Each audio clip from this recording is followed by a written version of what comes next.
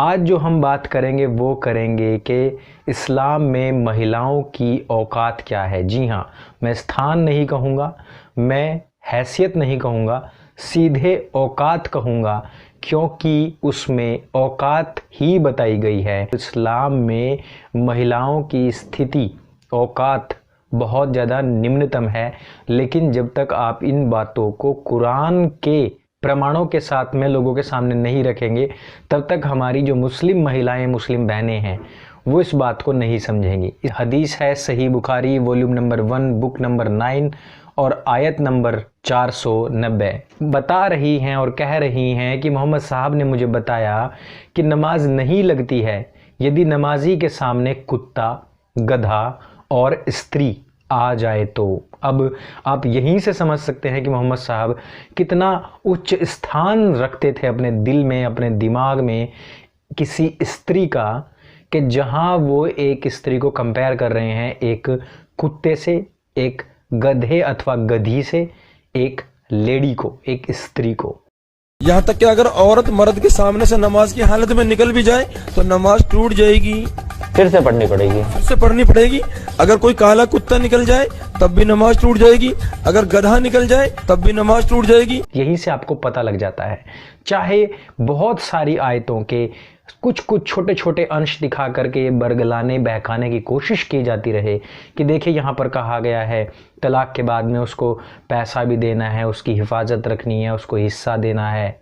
लेकिन वो सब क्या है? वो खैरात है।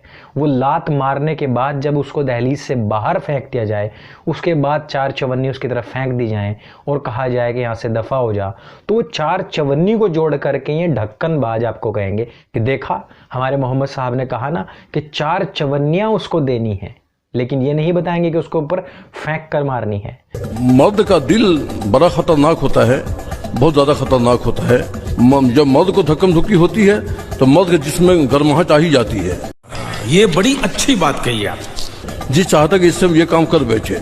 अब पूरी कुरान में स्त्री का जो चित्रांकन किया गया है, जो फिल्मांकन किया गया है, और जो उसके प्रति जो घृणा कहो या भोगवाद की, लिप्सावाद की, या उसको खसोटने की, उसको नोचने की जो नियत और नियति कही गई हो, जो बताई गई हो, वो सारी की सारी यहाँ से स्पष्ट हो जाएगी।